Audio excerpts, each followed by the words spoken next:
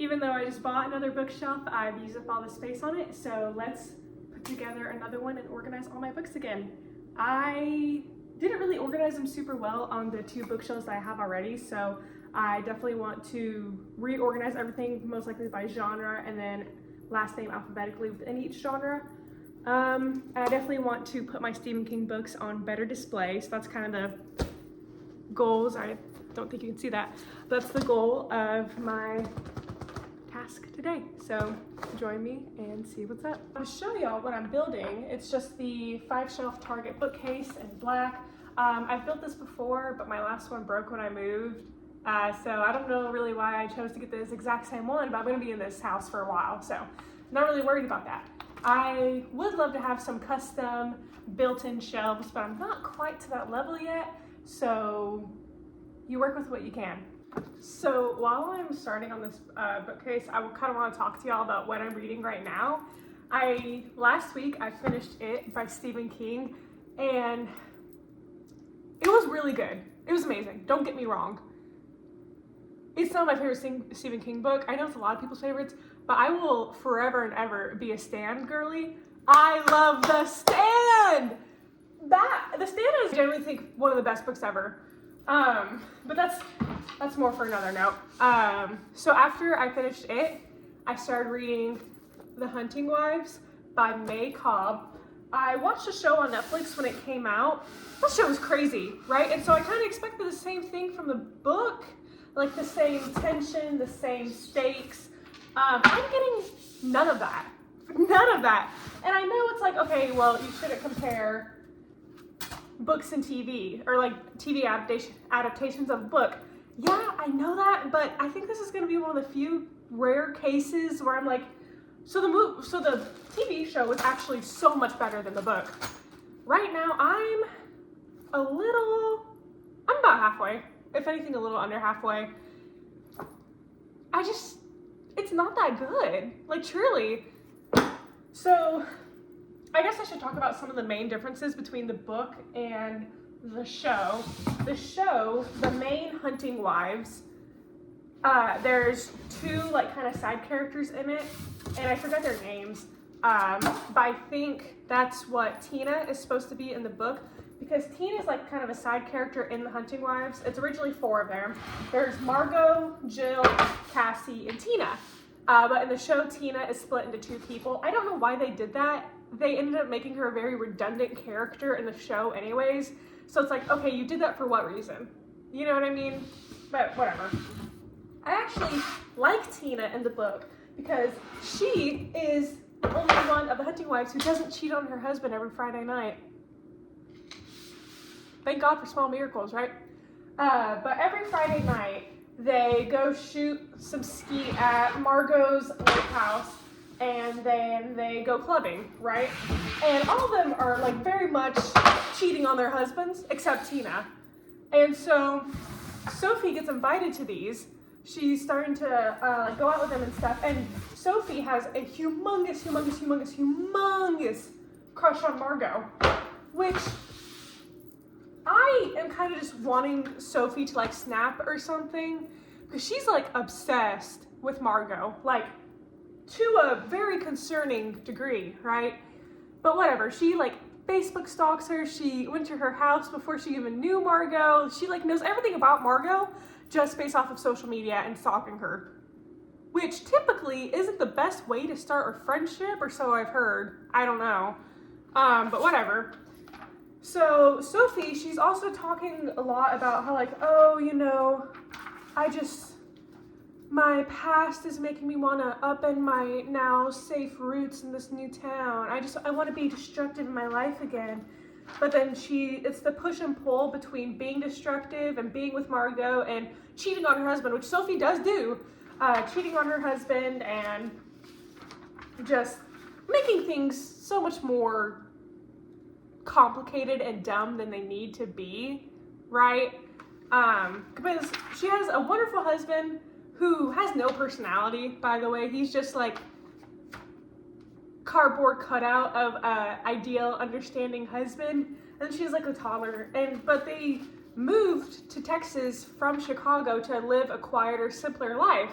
but now she's bored by that. Which, that feeling is super relatable. I've gone through that, and I've also, like, I understand having this quiet life, but wanting to do things to make it more exciting, and in the way, harming yourself through it and harming the things that you've built. That's completely understandable.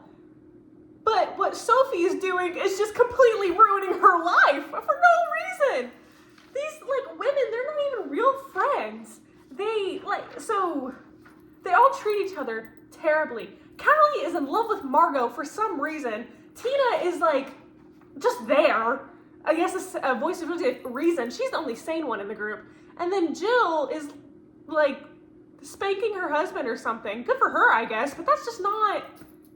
They're not friends. All they do is get drunk together. These women, by the way, alcoholics. All of them drinking at 10 a.m., like at least 2 or 3 times a week. Last I heard, that is not a great thing to be doing. Hot take, I know. Sophie is like around these women, she's starting to make the same bad decisions as them. And it's like, dude. Also, Callie totally roofied Sophie at a club in Dallas. And it just hasn't been mentioned. Sophie, you're not like wanting to talk about that, wanting to do anything about it. You're just fine with it? Okay. And then just, there's so many weird dynamics in this book too. There is no shame on Margot for wanting to, or not even wanting to, for having relations with an underage boy, being actually her best friend's underage son who's in high school, and also messing around with his underage friend who's also in high school.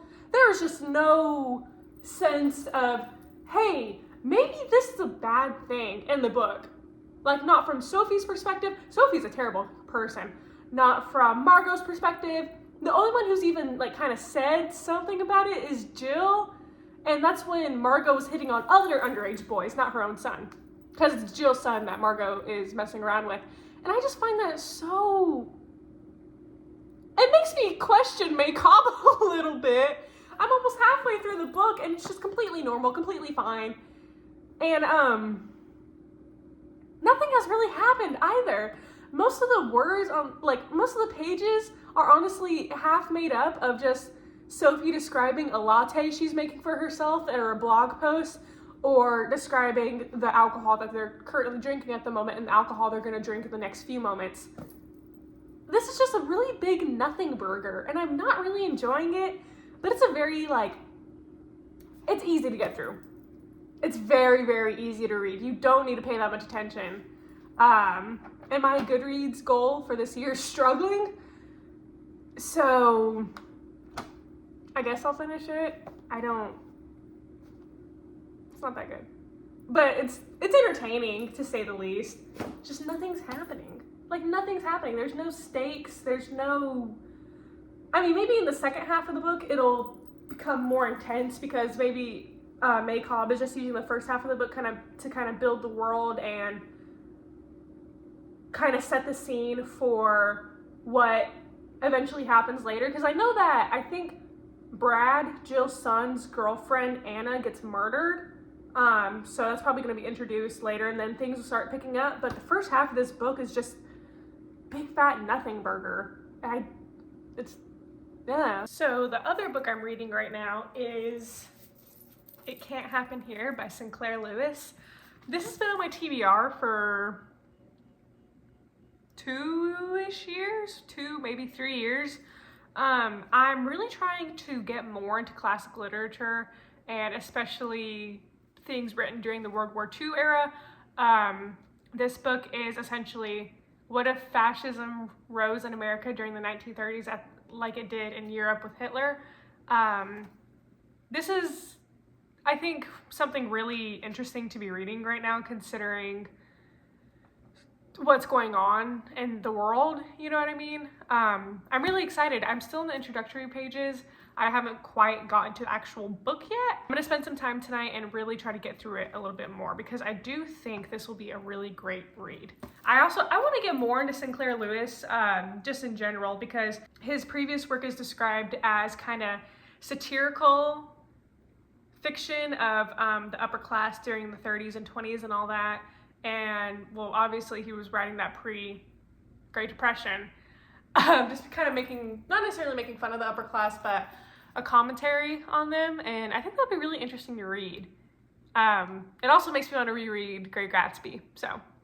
All right, I'm about at the halfway point with this bookshelf. You can see right here, I need to flip this on top of this down here. You can't really see it, but I don't feel like moving the camera. I also, by doing this, I really need to sort out my TBR because I think what I want to do in 2026, it's currently November 2025, and I have a bunch of books that I have not read that I just have.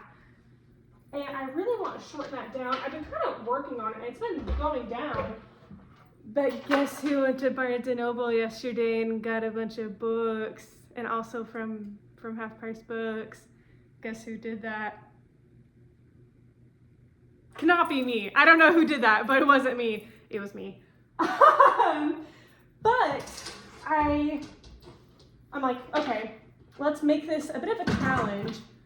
Use 2026 to get through my whole TBR. I think that would be a really cool thing to do. And then hopefully I can finish it before the end of 2026. And then 2027, I should just go crazy on buying books again. Because I want to have my own library. That's the eventual goal, right? I'm not buying books just to have them. I want to read them and have a freaking library, man. I eventually want to get another one of these tall shelves and probably put them like side to side right here, minus the Christmas tree, and just have like a really cool like in-house library. But we're not quite there yet, but it'll be okay. All right, so I just finished. It's perfect, love it. Something I do want to note though, do not hire me to build your Target bookshelves because just because it's done doesn't mean it's done well. But now we can go through all my other bookshelves, I have 2 other bookshelves. We can go through those and pick out what I need and kind of sort everything and make sure it's like exactly how I want it. But first, I have all of my Stephen King books together, so I'm gonna put those on display and then go through the rest of my books. Because my Stephen Kings are like, I have a few first edition Stephen King books, and I have a few copies that are really special to me, not necessarily first edition, but they're special to me. And I want to make sure those are on display because those are kind of my pride and joys. So let me take you over there. Okay, so this is my primary bookshelf. It's the exact same one as the one I just built, just shorter. If it ain't broke, don't fix it. So here I have all of my Stephen Kings. There's a good bit of these that I haven't read. Peep the Bear Trinket, my favorite. But I wanted to show off these. So this is The Stand, my favorite Stephen King book, and quite possibly one of my favorite books ever. This isn't a first edition, but this was printed in like 1991 or 1990, right after the complete and uncut version came out. I think this is so cool because I've been having a hard time finding one with this cover on it, and it's just so special, and it has these illustrations too, which is also just so cool to see, because even now I feel like you don't see a whole ton of books that include just like random illustrations or pictures of what's going on in the book. I'm trying to find one right now. Let's see here. I don't remember exactly. I read The Stand initially on Kindle, so I don't remember like what all the pictures correlate to off the top of my head, but whatever. Next we have The End of the World as We Know It. I haven't read this yet. This is, I think, going to be my next read off my TBR. I got it a few months ago, right when it came out. I called all the Barnes & Nobles in my area, and only one of them had it. It was like early shipment. So I got it, and I really need to read it. I just haven't yet. Because I'm kind of thinking about rereading The Stand, because why wouldn't I? But, you know, whatever. Next, we have Misery and Dance Macabre. I got these at the Dallas Antiquarian. I think that's how you say it. Sorry if I'm wrong about that. I don't know how to read. But I went to that book fair in Dallas where there was a bunch of first edition antique books this past summer, and it was just it was awesome. I wish I had been making videos then, because that would have been, I wish I had documented more of it. I was specifically going to look for first edition Stephen King books, and I'm really happy I found Misery. Misery is one of my favorite Stephen King books, and plus having the original cover is just so cool. And then this is also like, this is such a funny picture to me. And then Dance Macabre. I haven't read this either. I know this is nonfiction, one of Stephen King's like 2 nonfiction books. I've read On Writing. I haven't read this, but I think this is just more a collection of his thoughts on traditional horror. I got this from the Half Price book stand, and I got this from, I think, Steven at Books For You. I'll put up a picture of his handle. But other than that, I have the rest of his books here.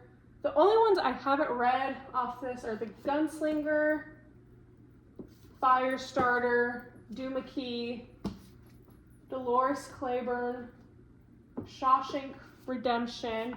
Ooh, this is a lot more than I'd like to admit.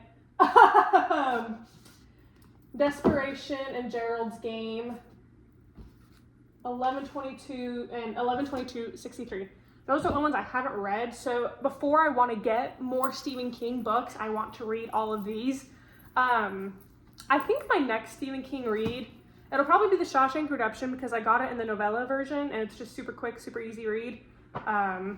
But I think after that, it'll be Gerald's Game and Dolores Claiborne. I think they're connected to Rose Madder, if I'm like remembering off the top of my head correctly. Rose Madder. I have Rose Madder right here. And I read this earlier this year. I didn't like it much, quite honestly. It was a really inspirational story, but I didn't enjoy it that much. But I could be talking completely out of my butt right now, but I'm pretty sure these 3 are not necessarily a trilogy, but they're all connected. But duh, they're connected. They're Stephen King books. Most Stephen King books are connected. I saw The Running Man last night, and I haven't read The Running Man, and I didn't know that part of it took place in Derry. That's so cool. That is the coolest thing ever. Yeah, I have the rest of my Stephen King books here, plus 1 Kurt Vonnegut. So let's go ahead and get those up on the shelf because I kind of base my bookshelves around my Stephen King collection because I'm really cool. So let's go do that. All right, so here I have my bookshelf. I think what I want to do on the top, I want to put Misery, Dance Macabre, and The Stand. So because right here, I think I'm just going to stack them horizontally and not side by side vertically. So let me kind of just prop this up here. How does that look? And then I'll do Dance Macabre. And then I'll do The Stand like on top of The End of the World as we know it. I think that could be really cool.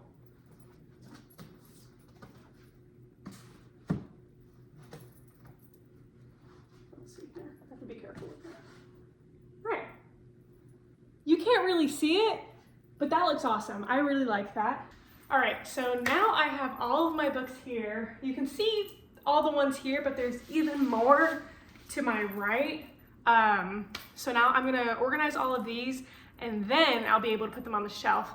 The way I'm gonna organize them, I think, is by, well, read, unread, then genre, then alphabetical last name by genre. I think that's how I want to do it. So let's get going. So excuse my living room, it's a wreck. So just ignore whatever I have going on in there. Also, I have more Stephen King that I didn't realize I had. I haven't read these 2. It's Christine and then The Talesman with Peter Straub. So I'll go throw these on the Stephen King shelf in a second.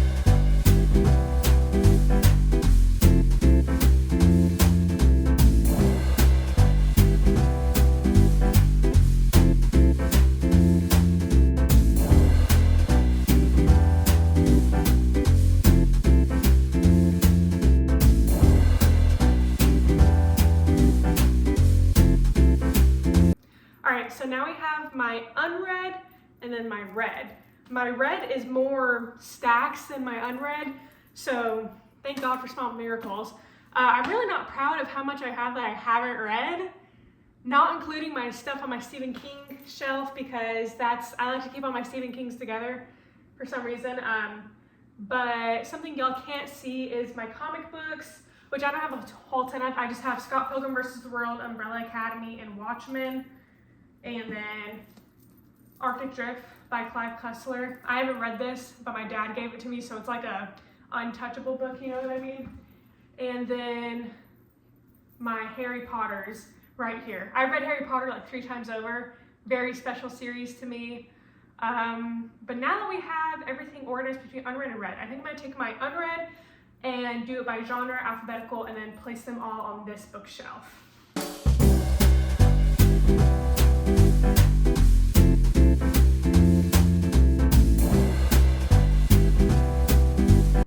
Okay, so I haven't organized these by the last name yet, but my genres are classics. So here we have Breakfast of Champions by Kurt Vonnegut, No Country for Old Men by Cormac McCarthy. That's probably considered a modern classic, but I'm still putting it there because No Country for Old Men is one of my favorite movies ever, and to me, anything by Cormac McCarthy is going to be a modern classic, so whatever.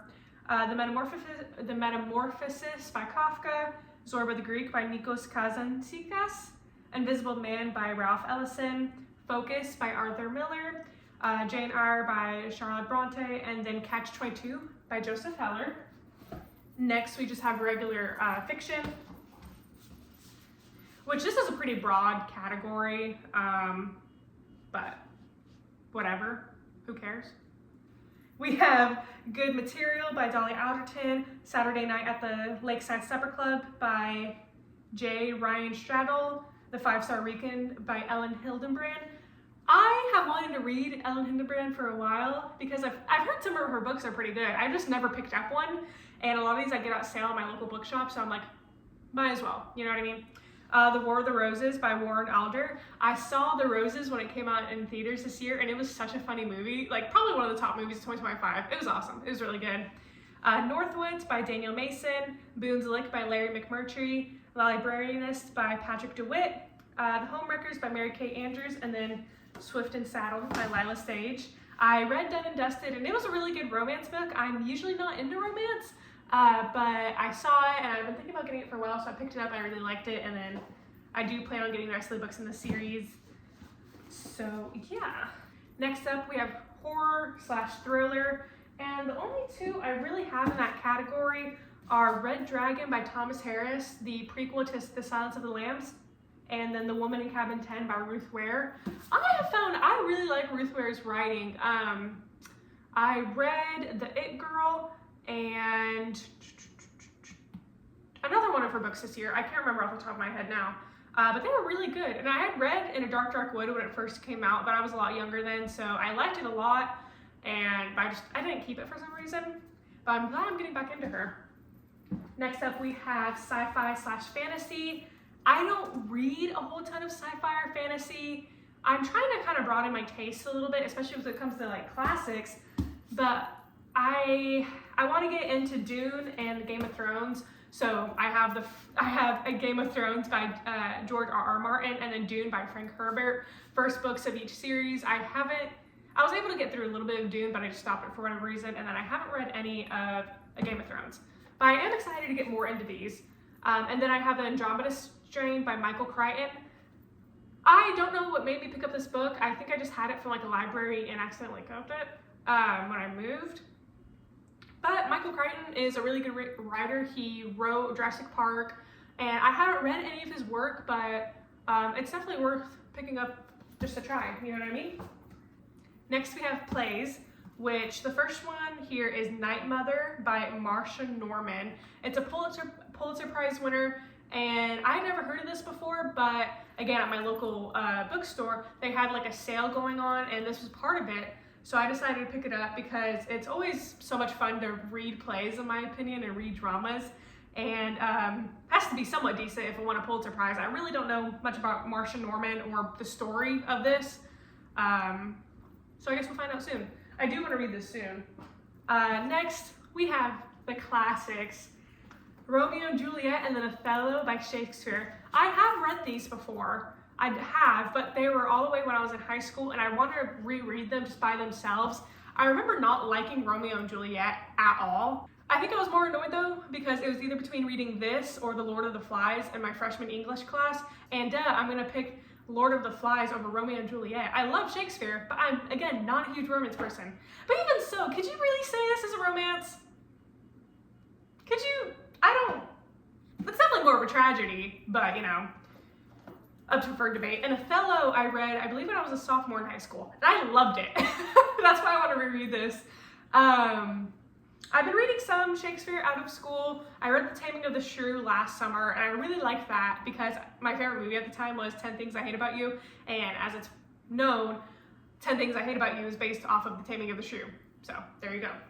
And then last but not least, we have The Crucible by Arthur Miller. I'm a big Arthur Miller fan. I'm kind of surprised I don't have a copy of Death of a Salesman, but I had never read The Crucible, and so that's just part of another classic I need to read. I really do want to get more into classics and look at the foundation pieces of literature that influence so many of today's authors and stories. I really feel like by this point I should have read more classics, but I just haven't. So I feel like I'm playing a big game of catch up, but it's also like it literally doesn't matter at all. I'm making this up in my head that I need to read more classics. I just want to read what interests me, and I think that all this interests me. So last but not least, we have nonfiction. There's only one nonfiction book in my collection I haven't read yet. I am huge on nonfiction, specifically Jon Krakauer. I think he's an amazing writer, and I recommend him to anyone who's interested in the post 9/11 writing or different religions. Like he had that book Under the Banner of Heaven about not necessarily religious mania, but committing acts of murder in the name of religion, specifically Mormonism. That was a really interesting read. And then he had Into the Wild, which is just such a sad story about Alex. I don't remember his last name, but if you haven't picked that one up yet, please do. It is an amazing read. And then I just have Friday Night Lights by H.G. Bissinger. I'm from Texas. High school football is a humongous thing here, and this takes place in Odessa, and I'm not from anywhere near Odessa, but I just might as well pick it up. You know what I mean? Who doesn't like football? So let me put these on this shelf, and then I can kind of get through my read and all the series I have there. I think what I'm going to do is I'm going to do fiction, classic, or I'll do classics, fiction, plays, fantasy, thriller, and then nonfiction. I think that's what I'm going to do.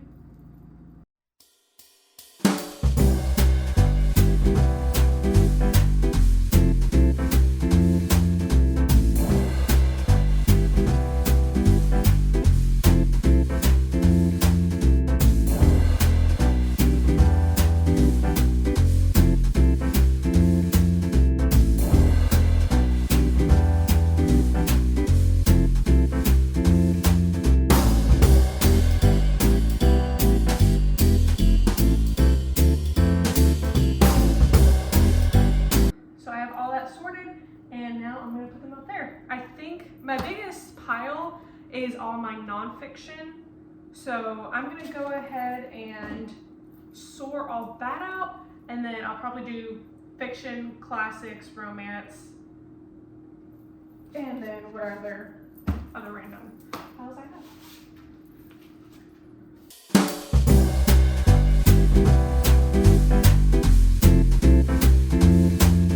Alright, so here we have the finished bookshelf. You can't really see the top, but I have, again, as I mentioned earlier, my first edition Stephen King books. And then here we have the rest of the Stephen King. And then here we have nonfiction going straight to fiction and then going straight to classics. After that we have fantasy, horror, I guess Silence of the Lambs I don't think is really a horror, I think it's more of a thriller, but whatever. And then my plays. Thank y'all so much for watching. I do plan to be uploading more, so subscribe and keep following for more.